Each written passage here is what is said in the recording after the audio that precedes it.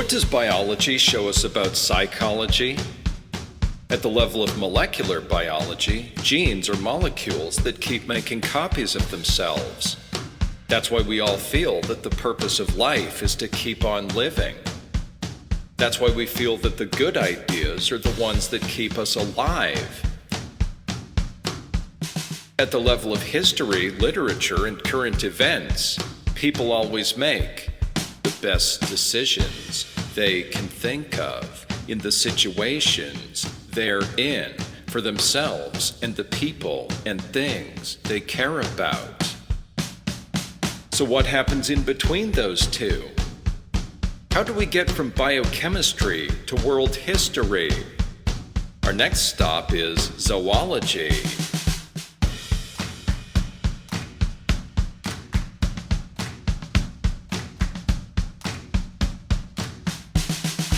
We, like all other animals, have two basic instincts: survival and reproduction. But those words get a little confusing here because people use them differently in everyday life. Most people would tell you there's more to life than survival and reproduction. It's not like we spend all day having unprotected sex and burning buildings while fighting off hordes of zombies and evil ninjas. Really, our two instincts for survival and reproduction are just two different manifestations of one, even more profound instinct: to maximize the survival rates of our genes. On that level, we're talking about the biochemistry we share with all other living things, where genes create bodies that live long enough to have children and create more copies of the genes. Surviving and reproducing are the two things genes have to do to evolve. They're also the two things organisms have to do to make that happen.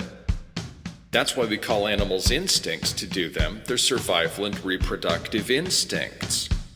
I call them that for us, too, just to keep humans on the same page as the rest of biology. We could just as easily call our reproductive instinct our sex and family instinct. We could call our survival instinct our everything else in life instinct. They mean the same thing. Any feelings you have that relate to sex or family in any way are instincts that relate to keeping copies of your genes alive in other people. Any feelings you have about anything else in life are instincts for keeping your own genes alive. Some feelings are both of them at once, like wanting a safe place for you and your family to live. We can also say that we have other instincts, like social instincts, that make us want to be part of a group. But one way or another, all of those instincts lead back to survival and reproduction. Being part of a community means having people on your side. Those are people who can help you get many of the things you need to live, like safety from enemies, food, shelter, clothes, medicine, information, and advice, just to name a few. It also means they can help your family with those things. Or if you're trying to have a family, a community of people on your side is a good place to meet someone to have a family with.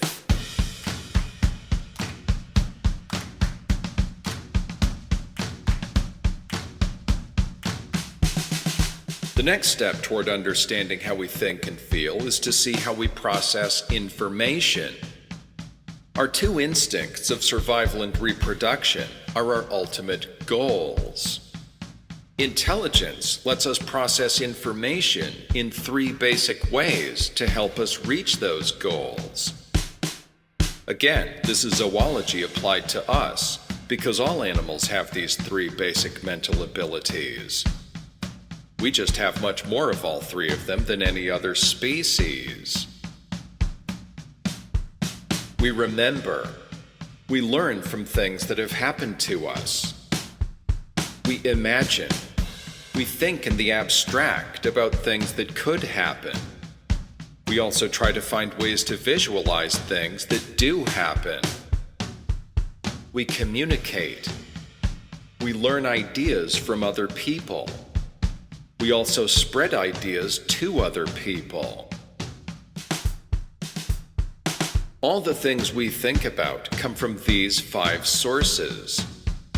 Everything you think about is some combination of 2 basic instincts interacting with 3 basic mental abilities. Your instincts give you your feelings about what's important.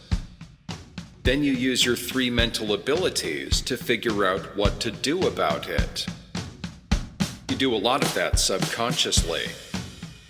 That's why we can say that everything we feel is an instinct about survival or reproduction, and at the same time, we feel there's more to life than survival and reproduction.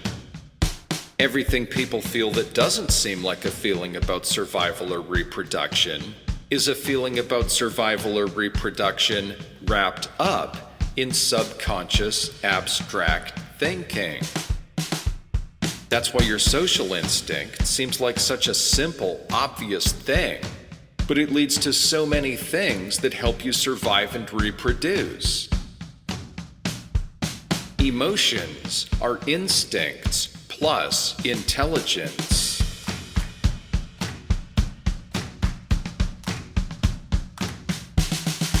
Survival, reproduction, survival, reproduction. Remember, imagine, communicate.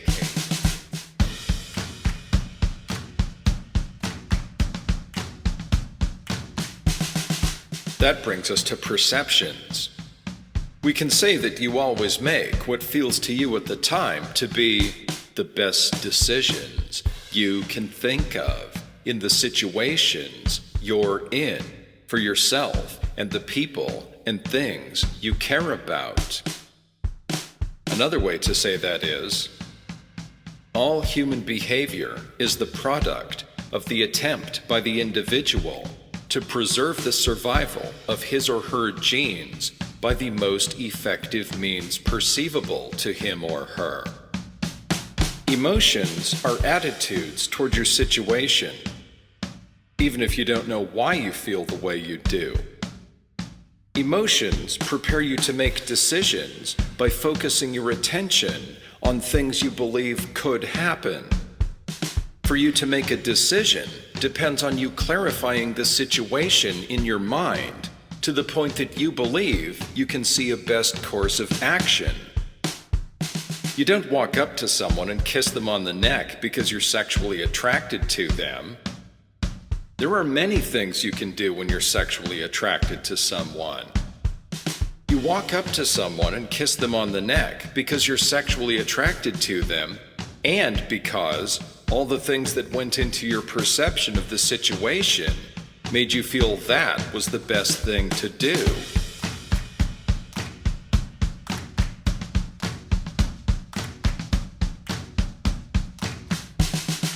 Our perceptions are the result of information we take in through our senses, combined with knowledge and instincts. When you learn to drive a car or learn how to do anything else, it doesn't change your instincts. You get better at it by learning more about what's happening. That includes learning how to get information you need to make good decisions. When you first learn to drive, you have to think consciously about all the new things you're learning and all the things that are happening. But the more practice you get, the more you develop habits, and hopefully good habits. Then you start making a lot of your decisions subconsciously, because you've learned that there's only one best decision to make in that situation.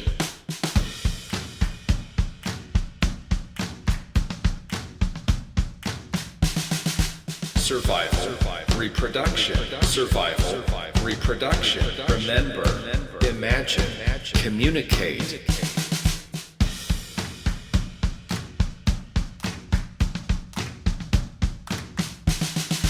All of this means that the next step in understanding evolutionary psychology is understanding the evolution of our perceptions.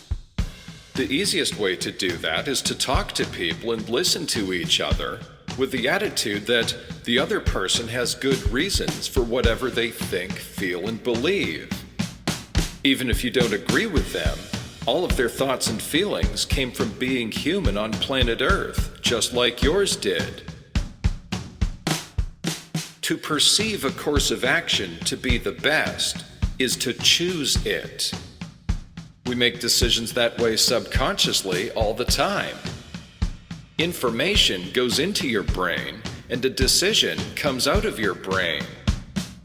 If you immediately perceive an obvious best choice, your brain doesn't need to do anything else.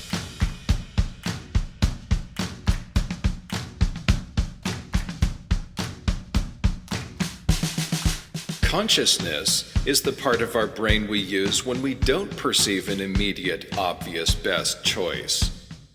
Then we have to think about multiple possibilities to try to figure out which one is best. But once we do reach a point of perceiving one course of action to be better than all the others, again, our decision is made. Consciousness is also the part of our brain we use to process information that we feel could be important, but that we don't immediately know how to use. Processing information is a decision in itself. You're doing it right now. You know what each of these words I'm saying means, but I'm fitting them together into ideas you haven't thought of before. So you have to think about what they mean to decide if they relate to anything you care about, and if so, how.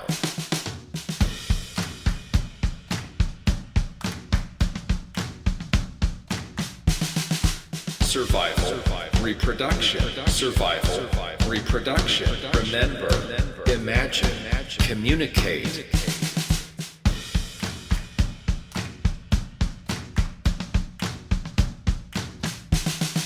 The next step in understanding people's perceptions is to work backwards to our 2 instincts and 3 abilities.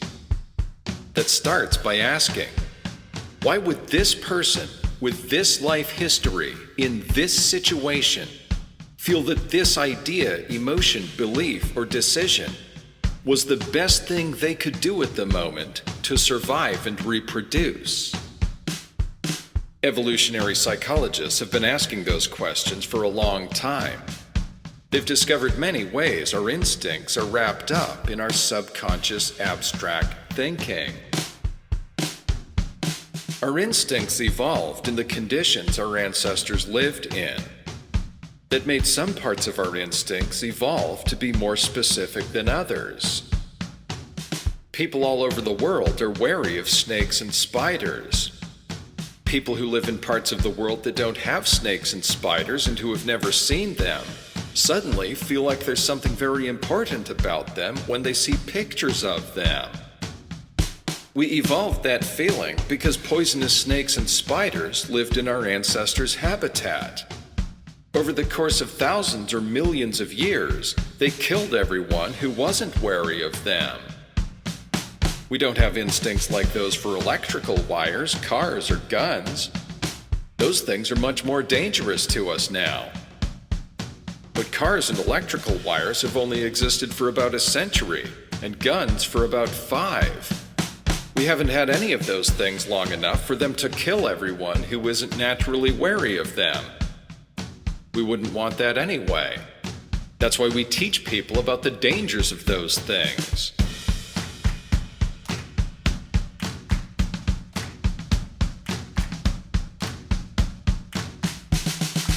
Memory, imagination, and communication aren't just general abilities either. All of those evolved in the conditions our ancestors lived in. We can remember, imagine, and communicate some things better than others. One obvious example is our perceptions of people.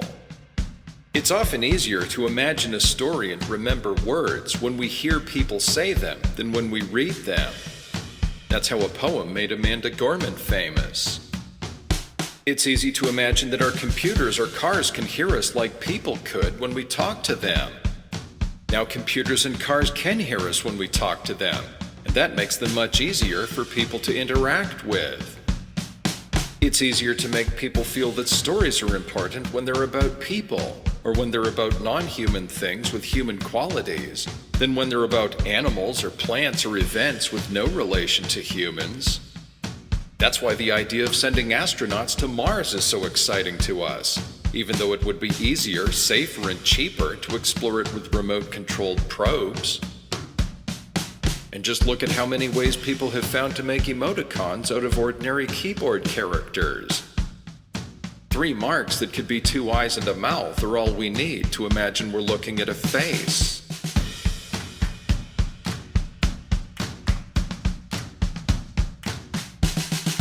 Survival, reproduction, survival, reproduction, remember, imagine, communicate.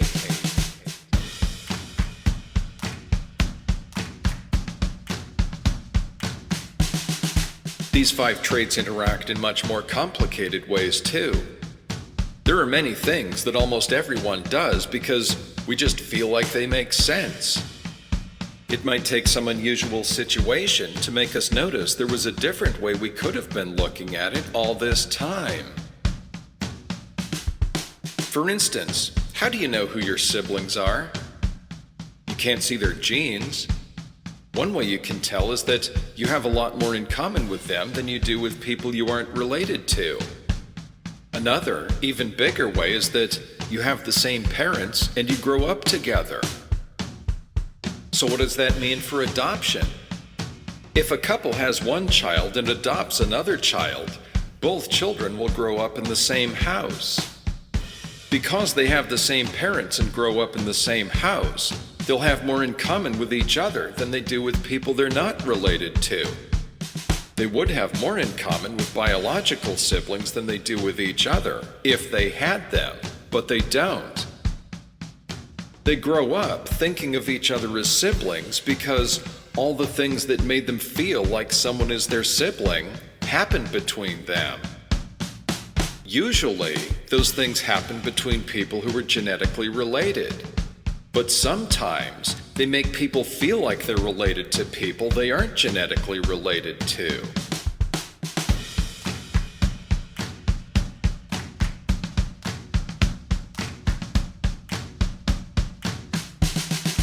Things like that happen a lot. We naturally interpret our sensory input in ways that correspond to our ancestors, maximizing the survival rates of their genes in the conditions they lived in. But most of the world today is very different than it was for our ancestors. Genetic evolution for us is slow because it only happens generation by generation. But we're all smart enough to think of many ideas over the course of a year or even a day. We try out new ideas, decide which ones we like best, and use them to help us think of more ideas. In the past 10,000 years, people have thought of farming, domesticating animals, metalworking, writing, architecture, governments, money, sailing the oceans, gunpowder, mining coal, steam engines, factories, railroads, drilling oil, internal combustion engines, airplanes, automobiles, radios, nuclear energy, computers, space travel, the internet, and smartphones, just to name a few. Physiologically, we're almost identical to the people who lived 11,000 years ago. But with every invention we come up with, we make our lives different from the way they were back then.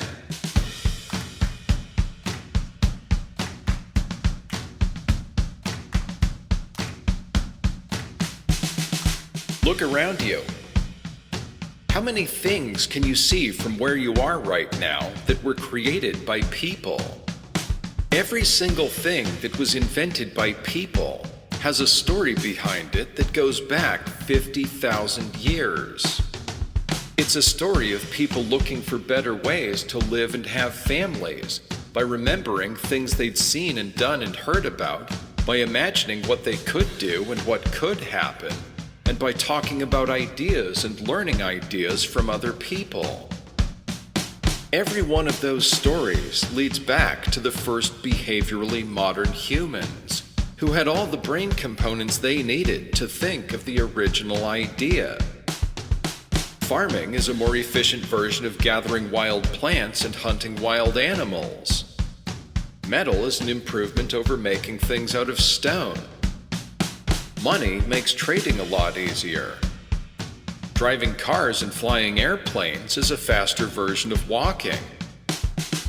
Books help us remember and communicate information. Computers help us process information and remember it. The internet helps us remember and communicate even more information. But that's only half of the story.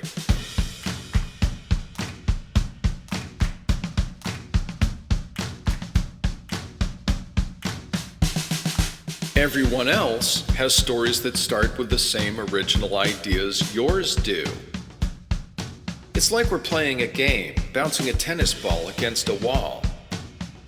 The wall is an idea people had 50,000 years ago.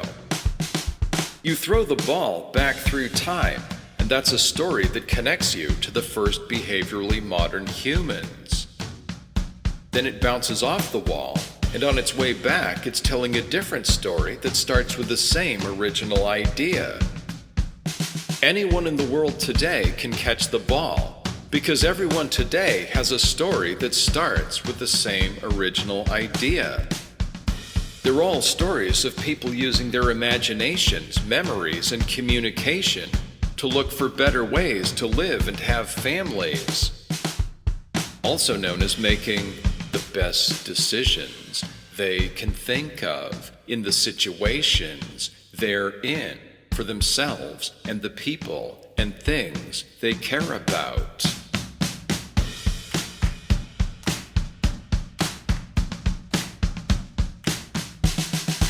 Survival, reproduction, survival, reproduction, remember, imagine, communicate.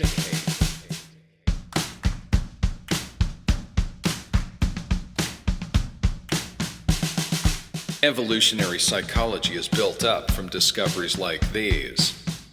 A long and very thorough introduction to evolutionary psychology is called How the Mind Works by Steven Pinker.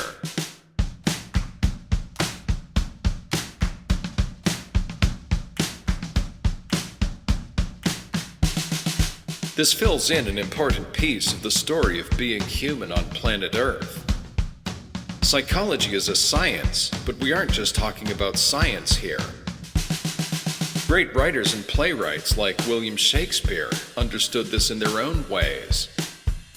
That's why the stories they told are timeless classics that people today can still relate to. So once again, we're talking about science, English class, and history class all at the same time. Survival, reproduction, survival, reproduction, remember, imagine, communicate, remember, imagine, communicate.